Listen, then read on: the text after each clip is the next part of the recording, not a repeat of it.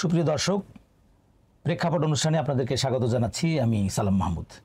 আজকে স্টুডিওতে কথা বলার জন্য আমাদের স্টুডিওতে উপস্থিত রয়েছেন আমাদের দেশের তরুণ প্রজন্মের একজন জনপ্রিয় সংগঠক এবং একজন পর্যটন বিশেষজ্ঞ। বিশ্বের অসংখ্য দেশে যিনি পর্যটন বিষয়ে ভ্রমণ করেছেন এবং আন্তর্জাতিক অসংখ্য সেমিনারে অংশগ্রহণ করেছেন, তেমনই একজন ব্যক্তিত্ব জনাব গোলাম ফারুক মজনু, যিনি ব্যবস্থাপনা পরিচালক অগ্রগামী গ্রুপ এবং নির্বাহী পরিচালক এশিয়ান বিজনেস পার্টনারশিপ সামিট। তিনি আমাদের মাঝে উপস্থিত রয়েছেন।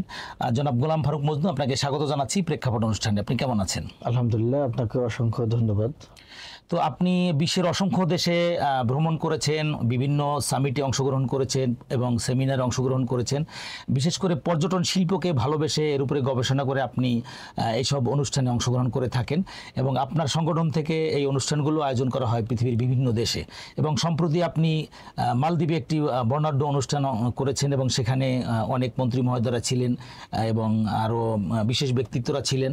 তো মালদ্বীপের বিষয়টি আমরা প্রথমে একটু শুনতে চাই যে এই অনুষ্ঠানটা আপনি কিভাবে বা কোন স্টাইলে আয়োজন করেছেন এবং কারা অংশগ্রহণ করেছিল এবং সেখানে পর্যটনের বিষয়টা কিভাবে উঠে এসেছে। আসলে আমরা এশিয়া ব্যাপী কাজ করি, তো মালদ্বীপেও ধারাবাহিক একটি পর্ব। প্রতি বছরে মালদ্বীপে একবার আমরা প্রোগ্রাম করি, যেটি মে মাসে। গত বছরও করেছিলাম, এবারও সেম। আমাদের এখানে পার্টিসিপেট যারা থাকেন ম্যাক্সিমাম ব্যবসা বাণিজ্যের সাথে সংশ্লিষ্ট, প্রত্যক্ষ বা পরোক্ষভাবে। আর ব্যবসা যারা করেন এই আন্তর্জাতিক পর্যায়ে থাকে, তারা কোনো না কোনোভাবে ট্রাভেল এবং ট্যুরিজমের সাথে সংশ্লিষ্ট হয়ে পড়ে একটা সময়। যেরকম আমাদের এখান থেকে যে ব্যবসায়ীরা ওখানে অংশগ্রহণ করে, প্রায় অনেকেই দেখি ওখানে ব্যবসার সাথে উদ্বুদ্ধ হয় বা সংশ্লিষ্ট হয়ে পড়ে। তো মালদ্বীপে ব্যবসার জন্য যেটা রিসোর্ট ব্যবসা বা ফুড প্রোডাক্ট, এই ব্যবসাগুলো ওখানে ভালো হয়। এবং মালদ্বীপ, আপনি জানেন, মালদ্বীপ একটি ছোট্ট দ্বীপ রাষ্ট্র। 12,500 মতো দ্বীপ ওখানে, 1250 মতো দ্বীপ রয়েছে, যেখানে 215 থেকে 18টি দ্বীপে বসবাসের যোগ্য। মালদ্বীপের রাজধানী মালেটা হলো একেবারে ছোট্ট শহর। আপনি 40 মিনিটে এই শহরটি ঘুরতে পারবেন। এর পাশাপাশি যে দ্বীপগুলো রয়েছে, এমনও আছে এমন দ্বীপগুলো যে একটি রিসোর্ট একটি দ্বীপ, যেখানে স্বল্প কিছু মানুষ বসবাস করে, 2-4 জনও লোকাল সিটিজেন আছে। মালদ্বীপের টোটাল জনসংখ্যা গভর্নমেন্টের হিসাব মোতাবেক 5,32,000, যেখানে বাংলাদেশি রয়েছে প্রায় 2 লক্ষর মতো। অন্যান্য দেশের মানুষও আছে 4-5 লাখ সব মিলে। কিন্তু বাংলাদেশি জনসংখ্যার অনুপাতে বাংলাদেশ লোকাল জনসংখ্যার পরই বাংলাদেশিদের অবস্থান রয়েছে। জি, তো আমরা দেখেছি যে মিডিয়াতে আপনি আলোচনায় এনেছেন যে সেখান থেকে পর্যটন শিল্পের বা এশিয়ার যে পর্যটন, সেটার উন্নয়নের জন্য তারা একটি স্বপ্ন দেখেছে বা আশা করেছে। সেক্ষেত্রে বাংলাদেশের যে পর্যটন শিল্প, এটার উন্নয়নের জন্য বা আমরা এখান থেকে সেরকমভাবে সফল হতে পারছি না বাংলাদেশের পর্যটন শিল্পটাকে, তো আমাদের কি ঘাটতি রয়েছে বা কি করণীয় আমাদের? মালদ্বীপ এর সাথে যদি আমাদের ঘাটতিটা তুলনা করতে যাই, তাহলে প্রথমেই যেটা বলবো, মালদ্বীপে রয়েছে পরিকল্পিত নগরায়ন। আমাদের দেশে অবকাঠামোর দিক থেকে আমাদের পরিকল্পনার অভাব রয়েছে। মালদ্বীপের আপনি একটা লেন যদি কেউ চেঞ্জ করে, তাৎক্ষণিক তাকে জরিমানা দিতে হয় এবং তার গাড়িটি ওখানে লোকাল যে কার বা সাইকেল, স্কুটি বা মোটরসাইকেলকে তারা সাইকেল বলেন, এই বিভিন্ন শাস্তি, মোবাইলে কথা বলার কারণে অথবা লেন চেঞ্জ করার কারণে তাদের গাড়িকে জেলে দেওয়া হয় এবং যে পার্সন ড্রাইভার থাকে তাদেরকেও জরিমানা করা হয়। এই যে শৃঙ্খলার কারণে দেখা যাচ্ছে তাদের সড়ক দুর্ঘটনাটা একেবারে না বললে মানে হচ্ছেই না, এরকম বছরে 2-1টা হতেও পারে, নাও হতে পারে এরকম। এবং তাদের লোকাল যে সিটিজেনরা, তারা অত্যন্ত বিনয়ী। আমার অনুষ্ঠানে 4 জন মিনিস্টার এসেছিলেন। সবচেয়ে অবাক করার বিষয় যে প্রধান অতিথি, তিনি একটি বাইক নিয়ে এসেছেন, তার কোনো প্রোটোকল দরকার হয় না। মালদ্বীপের লোকাল সিটিজেন সবার সমান পাওয়ার, মিনিস্টারও যে পাওয়ার, অন্য একেবারে সর্বশেষ যে সিটিজেন তারও সেম পাওয়ার। এই যে তাদের মধ্যে বৈষম্যটা নেই।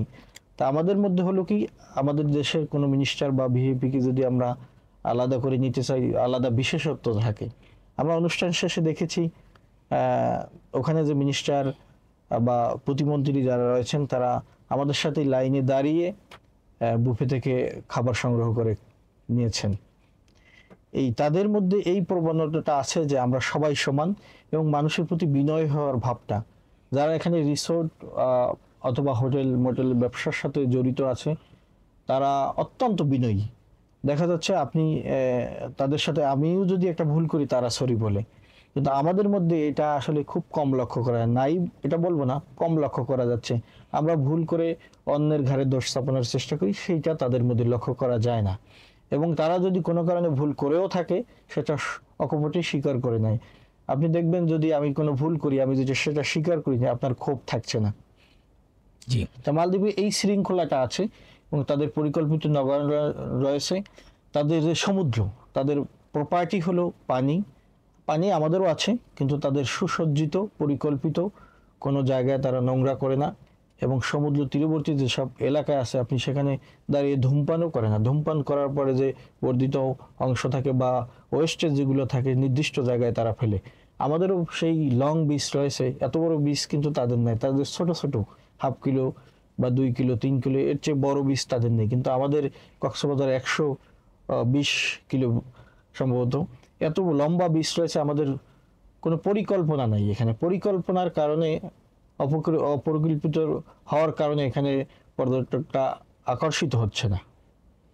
তো আপনি তো অনেক বিজনেস সামিটেও অংশগ্রহণ করেছেন পৃথিবীর অনেক দেশে, এবং অনেক সামিট আপনি নিজেও আপনাদের সংগঠন থেকে আয়োজন করেছেন।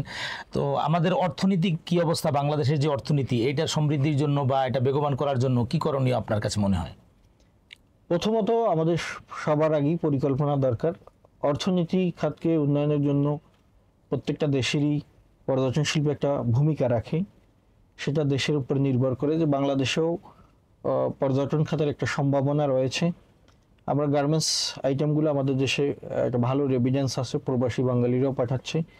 তো অর্থনীতি আমরা যদি পরিকল্পিতভাবে আগাতে পারি, আমাদের যে সকল সমস্যা আছে এটা সমাধান যদি করতে পারি, আমাদের এখান থেকে যে বছরে যে বাজেটটা হয় 3 থেকে 3.25% এই খাত থেকে আসে। কিন্তু আমরা যদি পরিকল্পিতভাবে আগাতে পারি, যেসব সমস্যা আছে এই সমস্যার সমাধান খুঁজতে পারি, আমরা বিশ্বাস করি এখান থেকে আরো ভালো ফলাফল আসবে।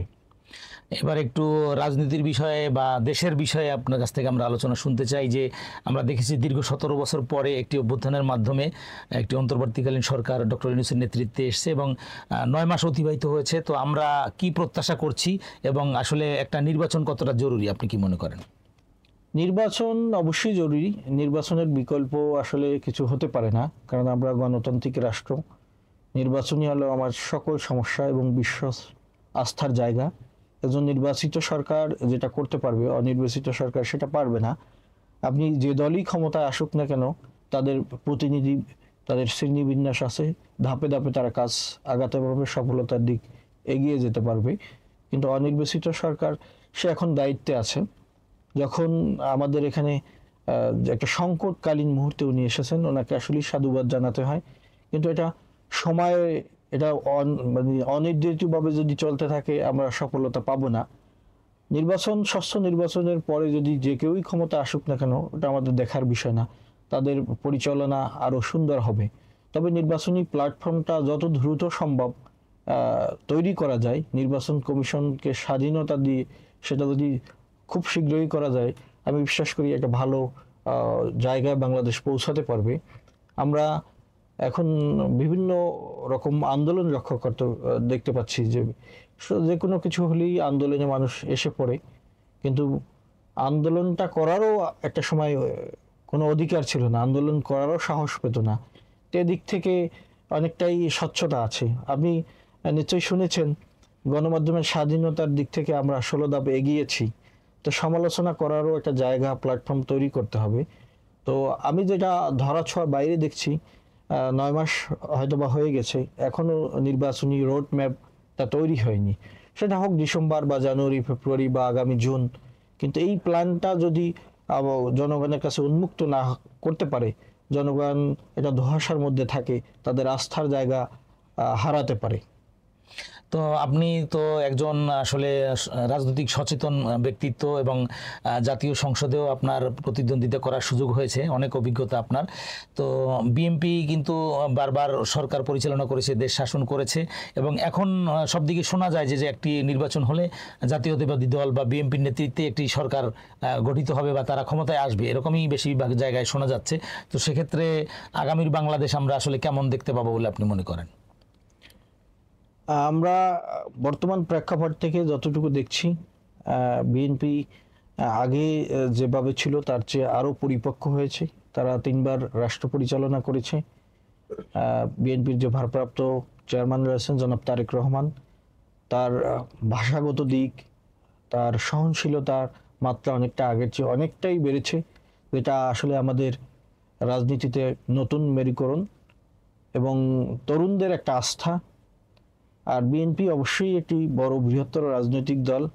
তারা যদি ক্ষমতায় আসে বা রাষ্ট্র পরিচালনার দায়িত্ব নেয়, বিশ্বাস করি আগের চেয়ে তারা আরো ভালো কাজ করতে পারবে। তবে দুঃখের একটা বিষয় আছে যে অনেক সিনিয়র নেতৃবৃন্দ বিভিন্ন আমাদের ছেড়ে চলে গেছেন বা তারা বিভিন্নভাবে ডানে বামে চলে গেছেন। বিএনপির সহনশীলতার ধারাটা আগের চেয়ে অনেকটা বেড়েছে।